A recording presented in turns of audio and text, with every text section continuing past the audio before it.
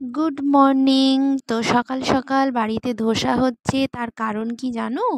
জামাই এসেছে বাড়িতে, জামাই আদর করতে হবে। তো মায়ের ইচ্ছে জামাইকে এবারে ধোসা খাওয়াবে।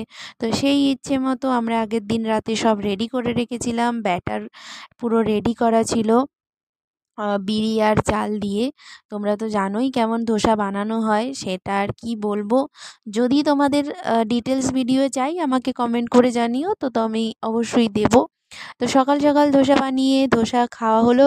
আর আমরা কিন্তু সাম্বার বানাইনি, আলুর কষা আর নারকেলের চাটনি দিয়েই খেয়েছিলাম। সাম্বার টাম্বার আমাদের এত লাগে না, এত আর পারা যায় না, এইটুকু করেছি এই অনেক। আর সাম্বার বানাচ্ছে তো মাঝে মধ্যে বানানো হয়, তবে সেদিন আর বানানো হয়নি, জোকস অ্যাপার্ট। তো ধোসাটা কেমন লাগছে বলো তো? দোকানের মতো দেখতে না হলেও খেতে কিন্তু দোকানের থেকেও ভালো হয়েছে, বুঝেছো? খুবই সুন্দর খেতে হয়। বাড়িতে ধোসা বানিয়ে খাবে, তার মজাটাই আলাদা। একটা আনলিমিটেড ধোসা খাওয়া যায়। আর সাইজ ছোট হলেও কিন্তু সত্যিই টেস্টে ভালো হয়। ফ্রেশ জিনিস আর দোকানের জিনিসের মধ্যে তো একটা পার্থক্য থাকেই। তো সেই মতো আমাদের কিন্তু বাড়িতে ধোসা বানিয়ে খেতে খুব ভালো লাগে, বাট সবসময় সময় সুযোগ হয় না। তো আমরাও কিন্তু বাইরে খাই না এমনটা নয়, বাইরে আমরা গিয়েও খেয়ে আসি। বাড়িতে সবসময় বানানো সম্ভব না হলে খেতে ইচ্ছে করলে বাইরে তো খেতেই হবে। তো ধোসা খাওয়ার পর্ব শেষ করে আমি চেম্বারে চলে গেছিলাম। তারপরে আবার ফল টল খেয়ে নিলাম দুপুরবেলায় চেম্বার থেকে এসে।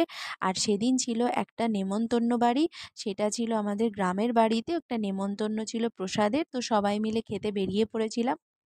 ওখানে প্রসাদ ট্রসাদ খেয়ে গল্প আড্ডা দিয়ে যখন বাড়ি ফিরবো, তো গ্রামের বাড়িতেই তো আমাদের একজন পিসির বাড়ি রয়েছে। তো ওখানে জামাই গেছে যখন, তাকে তো নিয়ে যেতেই হবে। তো আমরা পিসি বাড়িতে একটু ঢুকে পড়েছিলাম, আর ঢোকার সাথে সাথেই কিন্তু বৃষ্টি শুরু হয়ে গেছিলো। যার জন্য আমি তো বললাম যে বৃষ্টি হয়েছে যখন পকোড়া তো খাওয়াতেই হবে। তো সেই মতো তারাও বেগুনি করে ফেললো, আর বৃষ্টির মধ্যে আমরা কিন্তু খুব এনজয় করে বেগুনি খেলাম।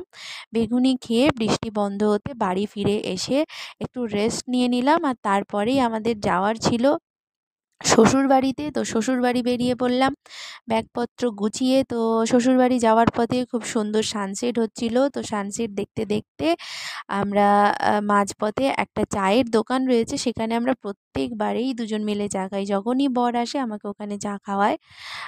তো চাটাও খুব টেস্টি হয়। তো সববারেই খাই। তো চাটা খেয়ে এবার শ্বশুরবাড়ি পৌঁছে, সেদিন আর রান্নাবান্নাও সত্যি করিনি, ইচ্ছে করছিল না। তো আইপিএল দেখতে দেখতে দিনটা শেষ করে দিলাম। তো আমার এই ভিডিও